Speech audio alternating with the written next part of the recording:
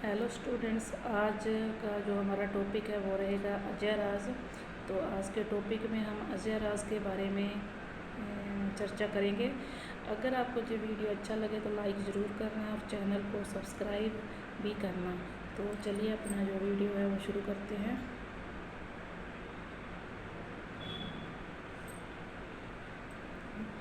तो आज के हमारे टॉपिक में है अजय राज।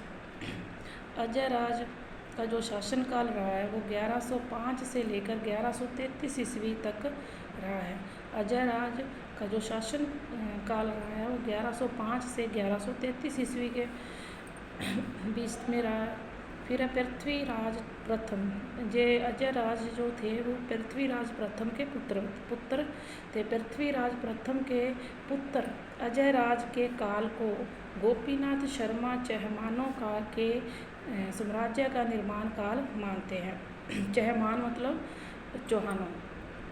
तो पृथ्वीराज का पुत्र था अजय राज, तो उसके काल को गोपीनाथ शर्मा ने चौहानों के साम्राज्य का निर्माण काल माना है, यानी कि चौहानों के साम्राज्य का निर्माण काल मानते हैं। फिर है अजय राज ने मालवा के परमार शासक नरवर्मन को परास्त कर उसके सेनापति सुलहन को बंदी बना लिया। ठीक है, जो अजय राज ने मालवा का परमार शासक था नरवर्मन, उसको युद्ध में हरा दिया और उसके बाद उसका जो सेनापति था सुलहन, उसे बंदी बना लिया। अपने साम्राज्य को सुरक्षित रखने के लिए उन्होंने 1113 ईस्वी में अजयमेरु बसाकर उसे अपनी राजधानी बनाई। अजय राज ने अपने साम्राज्य को सुरक्षित रखने के लिए 1113 में अजयमेरु, जिसे अजमेर भी कहते हैं, तो उसे बसाकर अजयमेरु को अपनी राजधानी बनाया।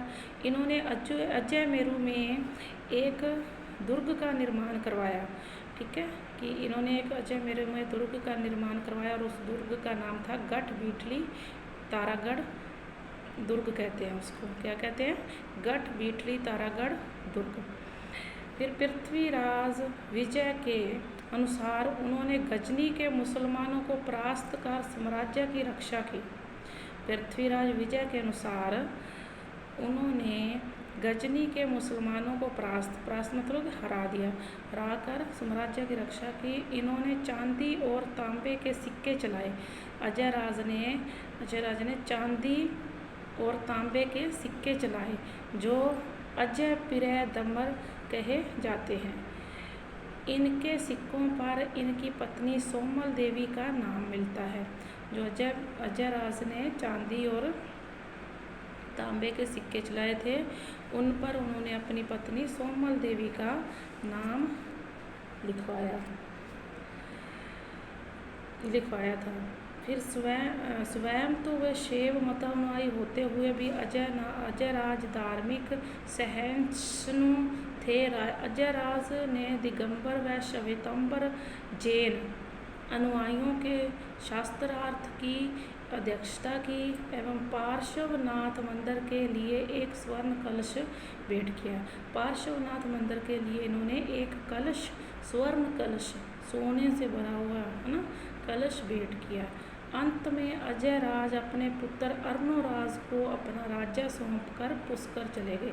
अर्णोराज अजय राज का बेटा था, तो आखिर में लास्ट में अजय राज ने अपने पुत्र अर्णोराज को जो अपना राज्य है वो राज्य कारभार सौंपकर खुद वह पुष्कर में चले गए। तो ये था आज का हमारा छोटा सा टॉपिक था ये अजय राज के बारे में हमने पढ़ा कि अजय राज 1100 को जो शासनकाल रहा है वो 1105 से 1133 रहा है। फिर पृथ्वीराज के पुत्र थे अजय राज, और गोपीनाथ शर्मा ने चौहानों के साम्राज्य का निर्माण काल के मानते हैं। अजय राज ने मालवा का एक शासक था नरवर्मन, उसे युद्ध में परास्त किया। फिर उसके सेनापति नलहन को इन्होंने बंदी बना लिया था। फिर 1130 में इन्होंने अजयमेरु बसाकर उसको अपनी राजधानी बनाया। फिर अजयमेरु में दुर्ग का निर्माण करवाया जिसे हम गढ़ बिटली या तारागढ़ कहते हैं। फिर इन्होंने चांदी व तांबे के सिक्के चलाए थे।